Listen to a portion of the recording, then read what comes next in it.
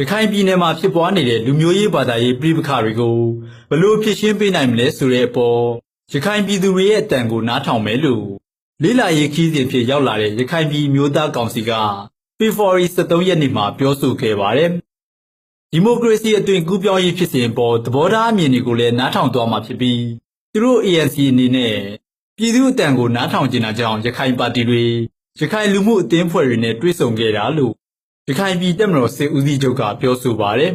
။ဒီမျိုးရေးဘာသာရေးပြည်ဆောင်တဲ့ပြဿနာအဲ့ဒီပြဿနာတွေမှာကျွန်တော်တို့ကဘယ်လိုနေရာမျိုးကပူပေါင်းပါဝင်ရမယ်။ဘယ်လိုပုံစံမျိုးနဲ့ဝင်ရောက်ဖြည့်ချင်းရင်အကောင်းဆုံးဖြစ်ပြီဆိုတာဒီမျိုးရဲ့အတန်ကိုနားဆင်လို့ရတယ်။ကြားလို့ရတယ်။နောက်တစ်ချက်ကဒီဗမာပြည်တပြည်လုံးအတိုင်းအတာနဲ့ဒီမိုကရေစီအသွင်ကူးပြောင်းရေးကိစ္စမှာကျွန်တော်တို့အနေနဲ့ဘယ်နေရာကပူပေါင်းဆောင်ဝင်လို့ရမယ်။ပူပေါင်းဆောင်ဝင်ပါဝင်တဲ့နေဆိုတဲ့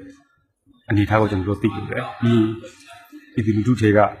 ဗမာပဲဖြစ်ဖြစ်ရခိုင်ပဲဖြစ်ဖြစ်တခြားပဲတိုင်းရင်းသားမျိုးဆိုဗမာပြည်ရေးမှာတက်တော်ဆောင်ရွက်နေရတဲ့ဖွဲ့စည်းတွေနဲ့ခင်မင်းရင်းခွင့်ရတော့ရန်ကုန်မြို့ AZ Treasure Hotel မှာ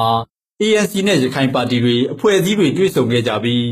ရခိုင်ပြည်နယ်ကြောက်ဖြူစစ်တွေမြောက်ဦးကဒေသခံပြည်သူတွေနဲ့အဖွဲ့အစည်းတွေကိုပါတွေ့ဆုံသွားမှာဖြစ်တယ်လို့ဆိုပါတယ်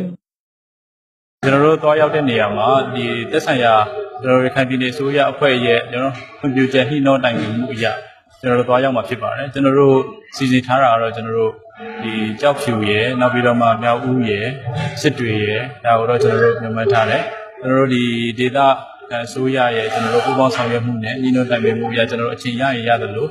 တခြားသောမြို့နယ်တွေကိုလည်းသွားရောက်လေ့လာတော့စီစဉ်ရှိပါတယ်အဲဒီမှာရှိတဲ့ဒေသခံလူထုတွေရောကျွန်တော်တို့နိုင်ငံရေးပါတီအင်အားစုတွေရောကျွန်တော်တို့ဒါကိုတွေ့ဆုံဆွေးနွေးပြီးတော့မှကျွန်တော်တို့လက်ရှိနိုင်ငံရေးဖြစ်စဉ်နဲ့ဒီငြိမ်းချမ်းရေးဖြစ်စဉ်အနေအထားတွေကိုကျွန်တော်တို့ရဲ့အခက်အခဲနဲ့အနေအထားတွေကိုလည်းရှင်းလင်းတင်ပြဖို့ဆိုတဲ့